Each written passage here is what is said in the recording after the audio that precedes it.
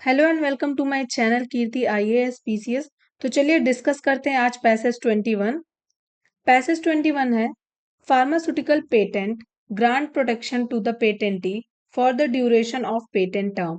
The patentee enjoy the liberty to determine the prices of medicines which is time limited to the period of monopoly but could be unaffordable to the public. Such patent protection offered to the patentees is believed to benefit the public over the longer term through innovation and research and development R&D, although it comes at the cost in the nature of higher prices for the patented medicine. यहाँ तक passage समझते हैं क्या कह रहा है।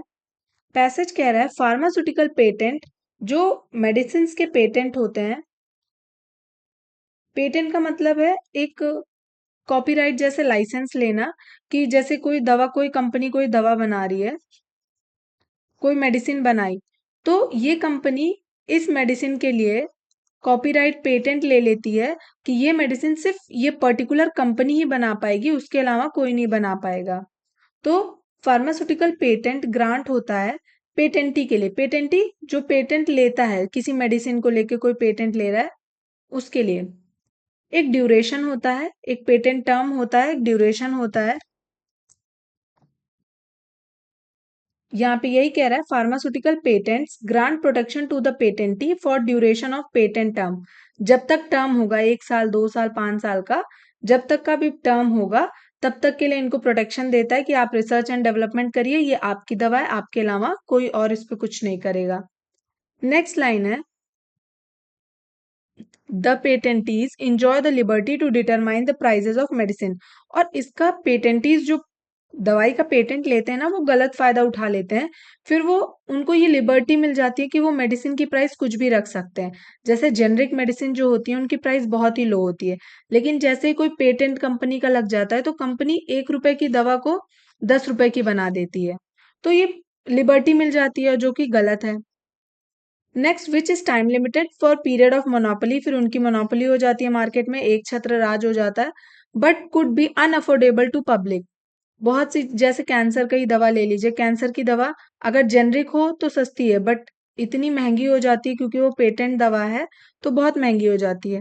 Such patent protection offered patentees is believe to benefit. ऐसा माना जाता है कि पेटेंट क्यों दिया जाता है पेटेंटीज को, ऐसा पैसेज में कह रहा है कि बेनिफिट होगा, उनको बेनिफिट होगा longer term through innovation and research development से, कि वो इनोवेशन करेंगे उस मेडिसिन पे, कुछ रिसर्च एंड डेवलपमेंट करेंगे, इसीलिए इनको पेटेंट दिया जा रहा है।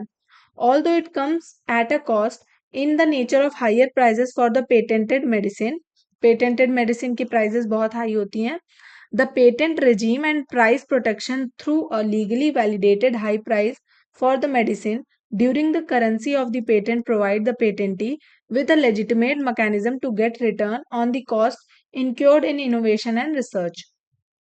ये लास्ट लाइन क्या कह रही है कि हाँ ठीक है, पर पेटेंट रजीम और प्राइस प्रोटेक्शन ऐसा होना चाहिए कि हायर प्राइस के अलावा, अगर जैसे पेटेंट मेडिसिन जो पेटेंट हो गई हैं, जो पेटेंट करवा लिया है, ऐसा कुछ लीगली लेजिटिमेट मैकेनिज्म होना चाहिए कि उनका कॉस्ट भी रिटर्न हो जाए और रिसर्च डेवलपमेंट भी हो जाए और इतना महंगा भी ना जाए।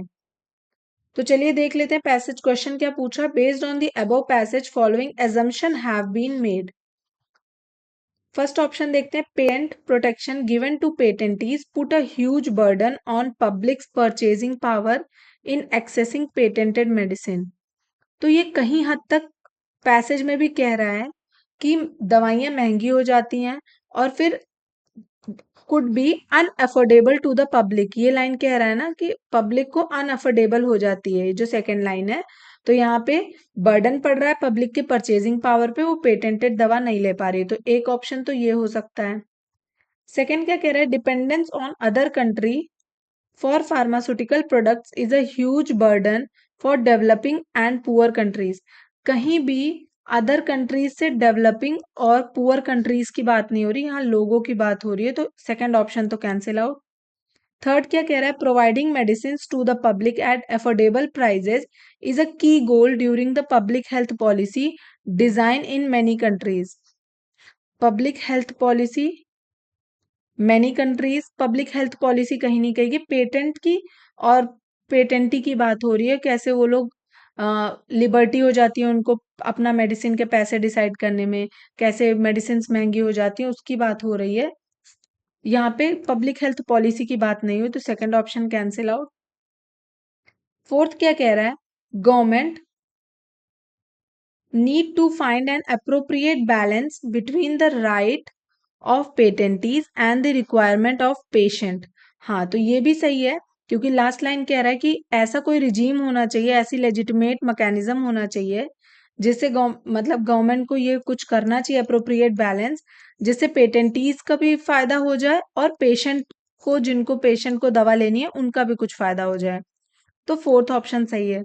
सेकंड और थर्ड कैंसिल था, तो हमें हमारे पास आंसर कौन कौन सा कैंसिल आउट हो जाता है, एक तो ये कैंसिल आउट हो जाता, थर्ड इसमें ये भी जाता, सेकंड इसमें ये भी जाता, तो ऑप्शन कौन सा सही होता, बी। एजम्पशन आर वैलिड पूछा था, तो ऑप्शन बी 1 और 4। तो मिलते हैं नेक्स्ट वीडियो में। अगर वीडियो अच्छी लगी हो तो please do like share and subscribe. Video देखने के लिए थैंक यू।